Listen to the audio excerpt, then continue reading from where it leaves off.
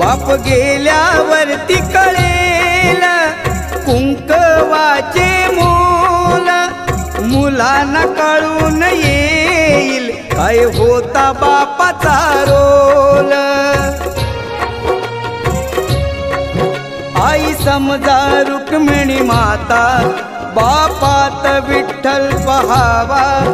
या दोन दैवता पोटी पुन्हा पुन्हा मी जन्म घ्यावा. जपात्यांना त्यांच्या म्हातारपणी बाप माझा वेदनांचा धनी.